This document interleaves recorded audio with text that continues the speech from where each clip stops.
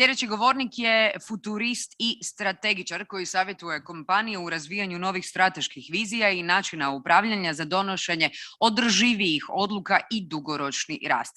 Predsjednik je uprave strateške konzultantske kuće inovacijskog inkubatora Corporate Vision sa sjedištem u Londonu. Izumio je Global Governance Monitoring System, GLOGO, koji usustavljuje složene probleme svijeta u 8 makropodručja u kojima se prate upravljanje, promjene i disrupcije kako bi se pružila jasnija slika sadašnjeg i budućeg stanja svijeta. Dame i gospodo, on je Nicolas De Santis. Hello, good afternoon. Can you hear us well? I can hear you well. Can you hear me? Yes, we can hear you perfectly. Thank you very much for being with us. The screen is yours. Fantastic. And hello, Croatia. I will be sharing the presentation. Hi from London.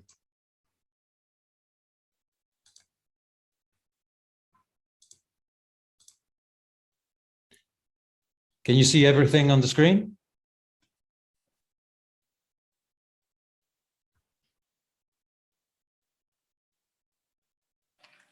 No, we can see. You can see? Please share your screen. Yes, I'm sharing the screen. 1 second.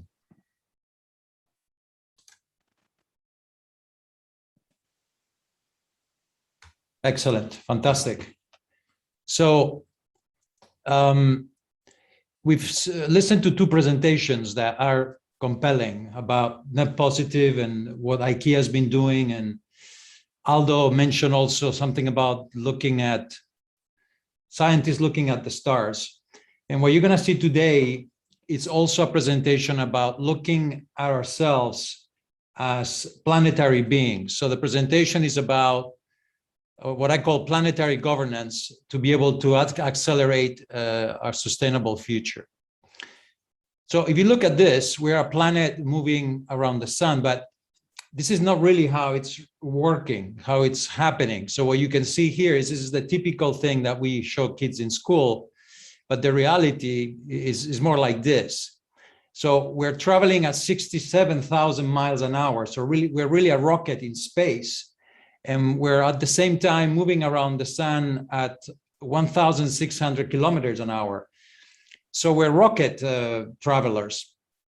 And within the history of our planet, you know, these things are happening constantly. So we're moving through time, we're moving through space.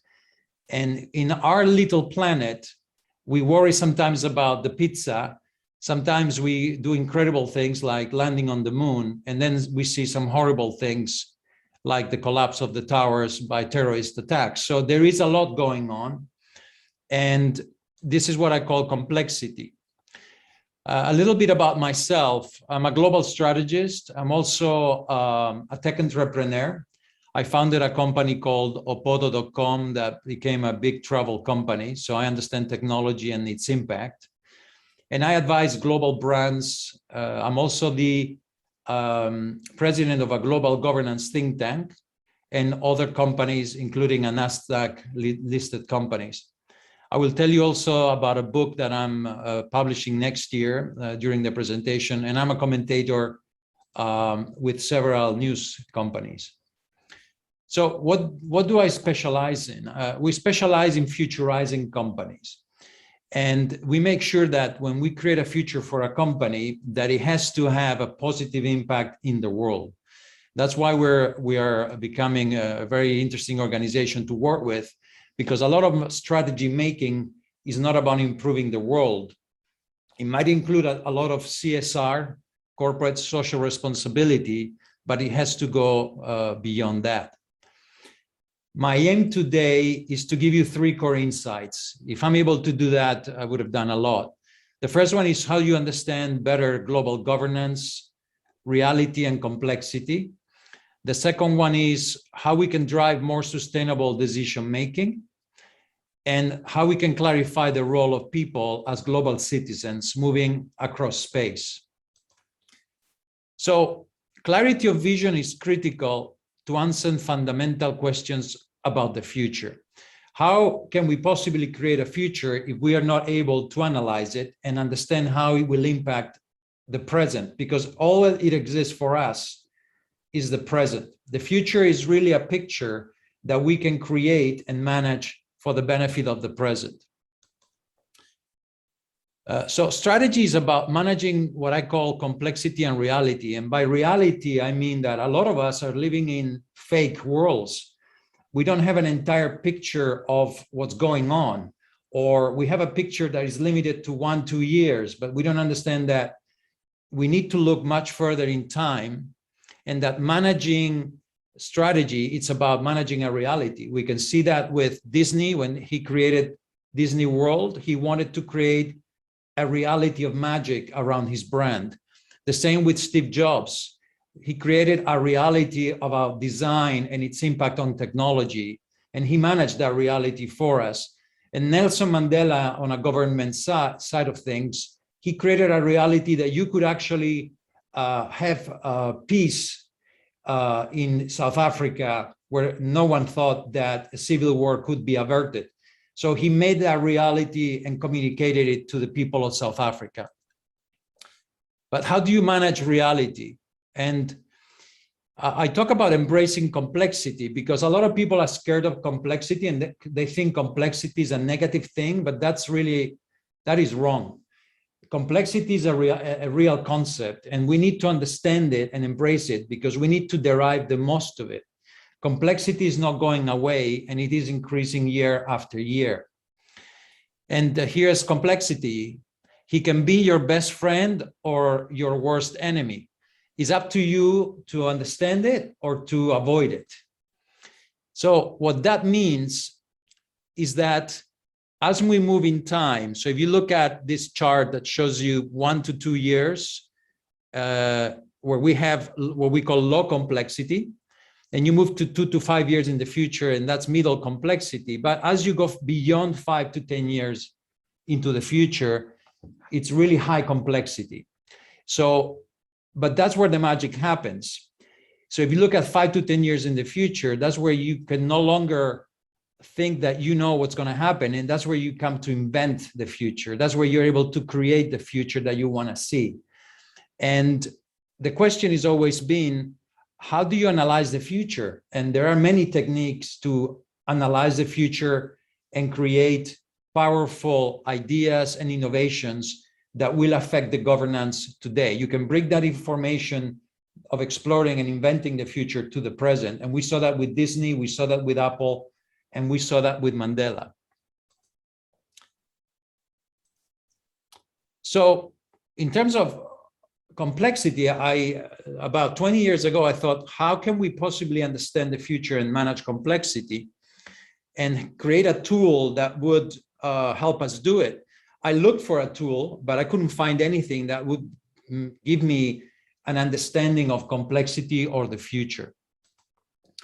So I decided to build one. I decided to start a project called Global Governance Monitoring System, GLOGO, which we're going to see today. But I had to ask help from extraterrestrials. So I questioned how Martians can help me to understand our world. If they landed on our planet and they landed on my garden, how could I possibly explain to them our world? So imagine this is the Minister of Foreign Affairs of Mars, and they're saying, I need to explain to my boss back home how the planet works. Can you explain it to me? But their other request is you have been given 5 minutes or they will pulverize you. Basically, I only have 5 minutes to explain that to the Martian. So the methods that you have today to understand complexity and innovation were designed in the 60s and 70s, with the exception of many things like Google. You can go into Google and look at desktop research. You can look at Google for hours and days. Excuse me a second.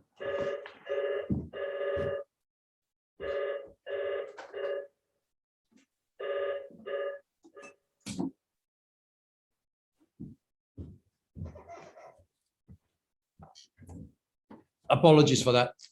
So many of us, many companies have departments that look into several of these data. We look at competitors, we look at benchmarking, we look at what the news are telling us. We look at databases, but what happens is we end up with a lot of information that we're not able to really derive a lot of insights from because it's too much. And every day we have more and more inputs.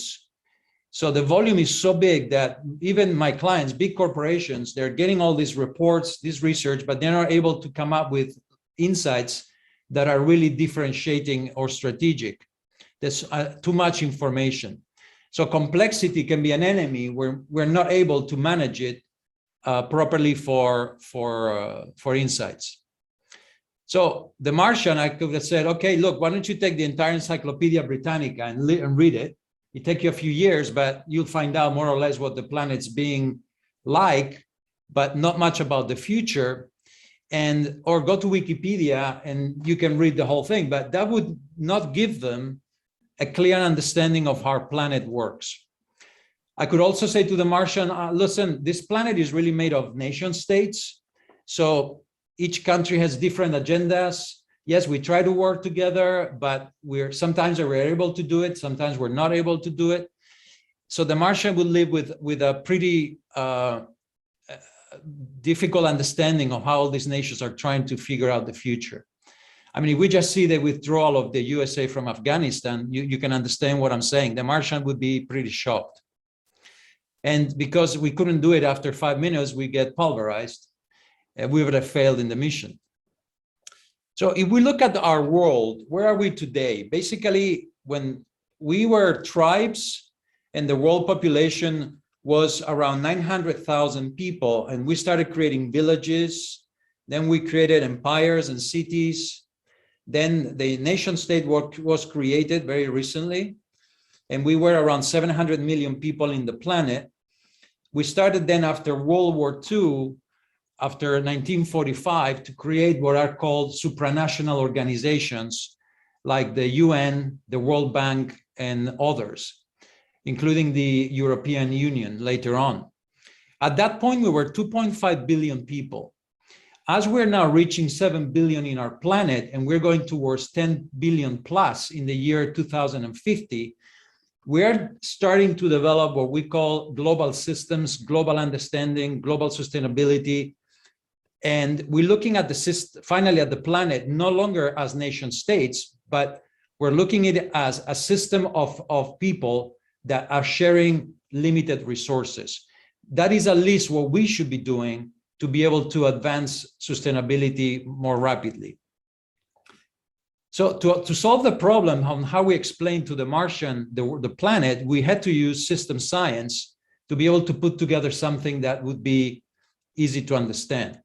So we started to look at what are the macro areas that I would need to tell the Martian for him to understand, take these areas, and he will give you a picture of our world. The first one is international law and humanitarian affairs. There's a lot of things happening in that domain all over the world that we're trying to fix. This is the March for Our Lives that happened in America, basically to try and develop better gun laws is one of the issues of our present time.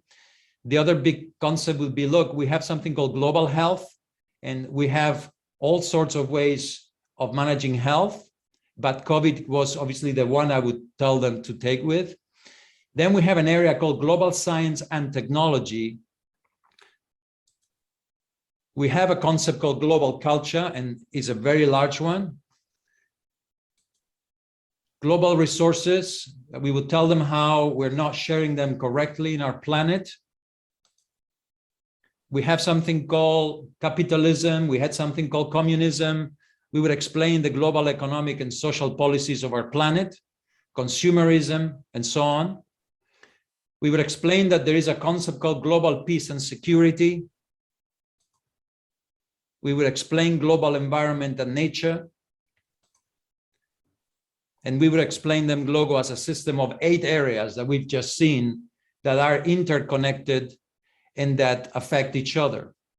So this is the 8 areas. We would give this framework to the Martian to say, now with these 8 areas, you can go to your boss in Mars and tell them, look, this planet works like this. All these areas are critical. They're interconnected and interrelated. What happens in one area affects the rest of the areas. Very clear example how COVID which is a global health area, is affecting every area, including global economy, global science and technology, global culture.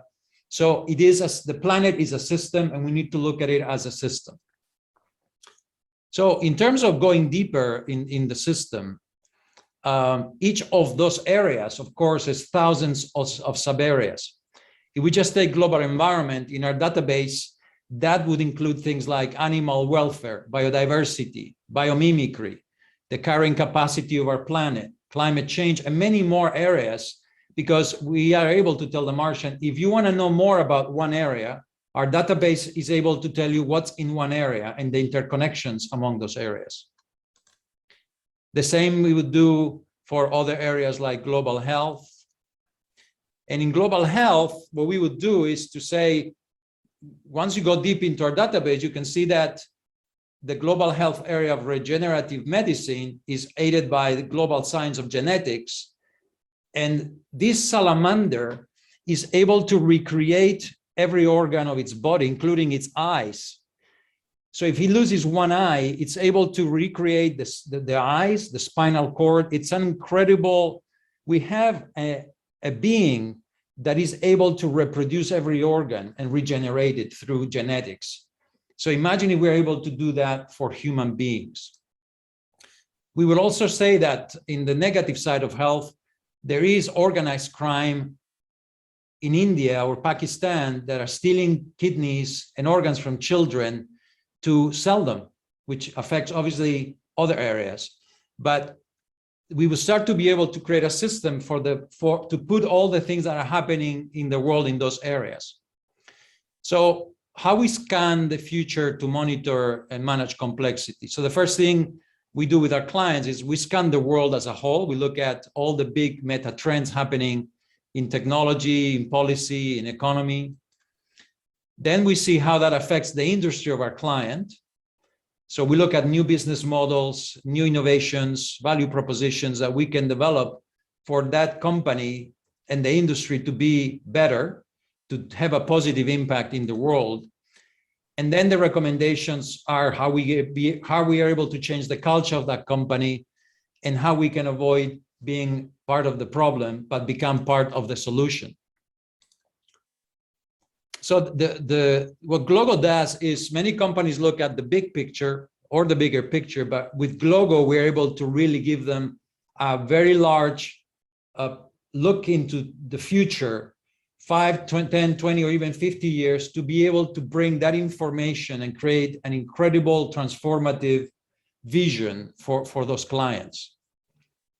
So as part of Glogo, as you could see within the system, is that there's something called synergy design. Synergy design is about how can we derive more efficiencies and synergies within the system of our planet. So if you look at synergy design, what we're able to do with Glogo and our database is we're able to see how things in one area affect other areas in a positive or negative way. In this example, you can see how 3 key areas like global environment, resources, and health are interconnected by, in this case, you can see things like transportation infrastructure, how obviously emissions from transportation create pulmonary disease, how creating electric cars will start decreasing that, how the issue of city smog will be reduced. So we're able to understand all the pathways and all the issues that are part of an issue or a policy that needs to be developed. So we are able to isolate all the pathways of interaction within areas in the system.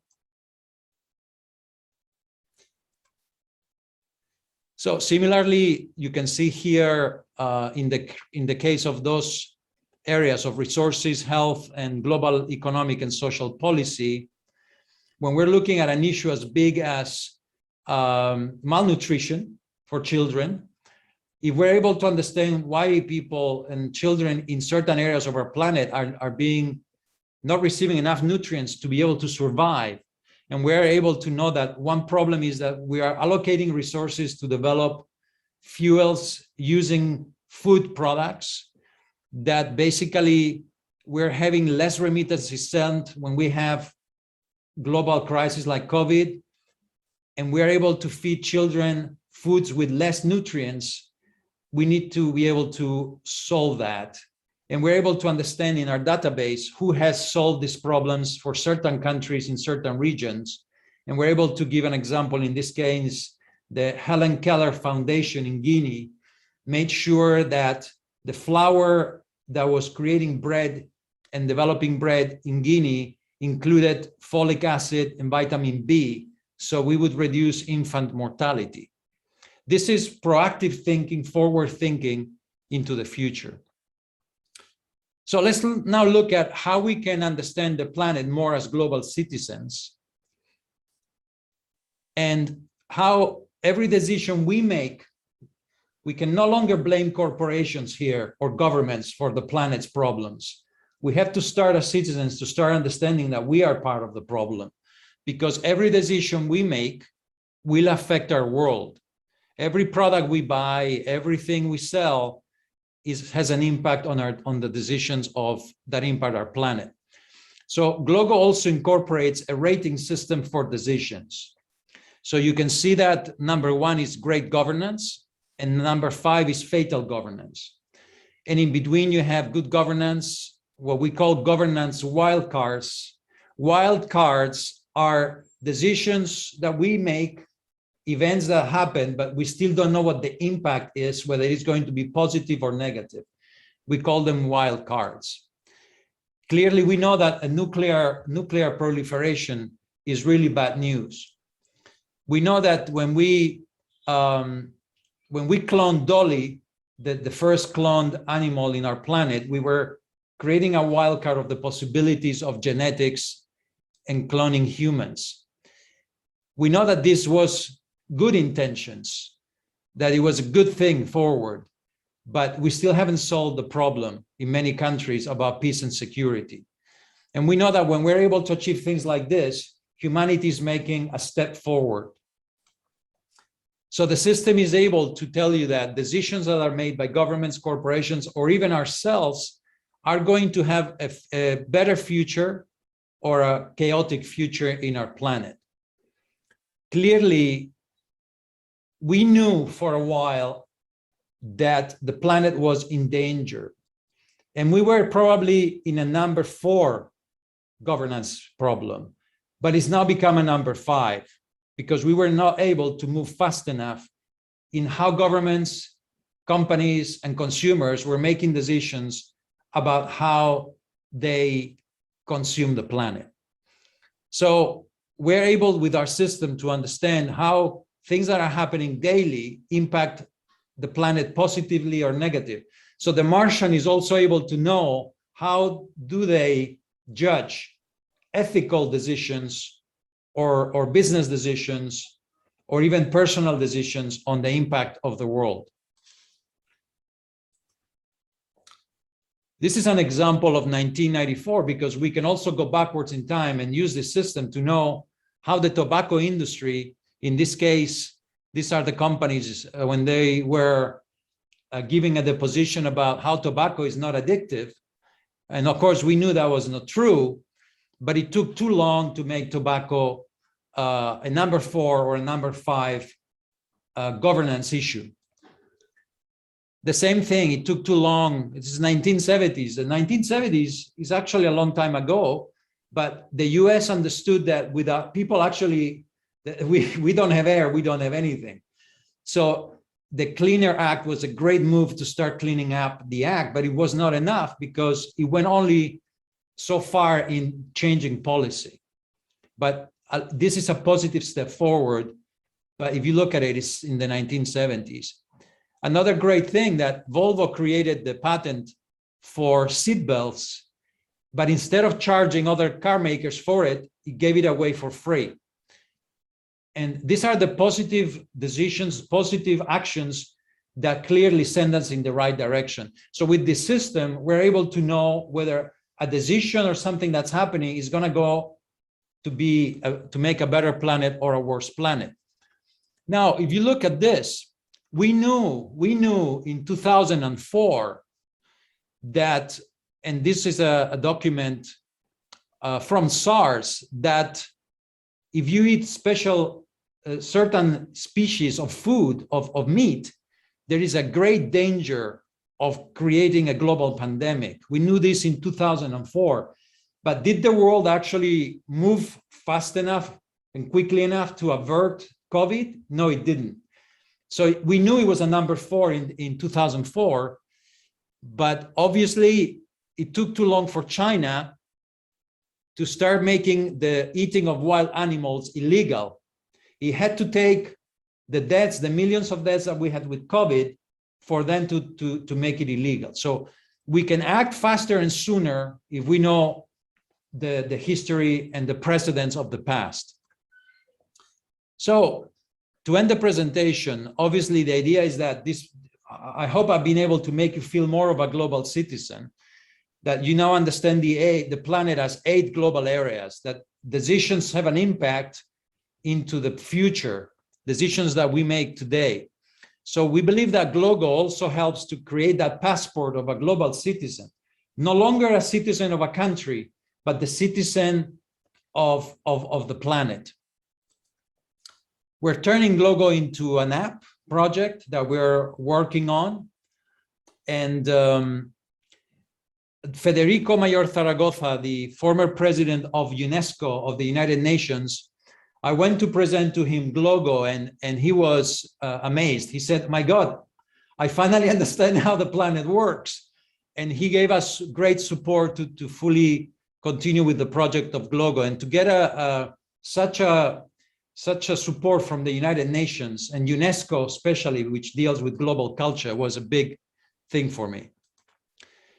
And we're developing a book called Futurizing Companies that will include GLOGO and also a tool to manage corporate culture, which is another problem, managing corporate culture. We finally defined and solved how to manage culture. Will be out in 2022.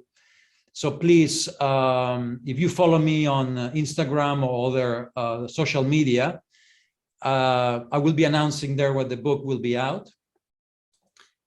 And I want you to, the last thing I want to say, remember you are moving at 67,000 kilometers per hour. And you're rotating at 1,600 kilometers per hour. Have a very good understanding of reality. And I hope that I gave you a new way to look at yourself and the planet. So thank you very much. And indeed, you gave us a different look at it. Thank you so very much for this presentation, and good luck in everything what you do. Thank you very much, Mr. De Santis. Have a good day and take care. Thank you. Thank you very much once again.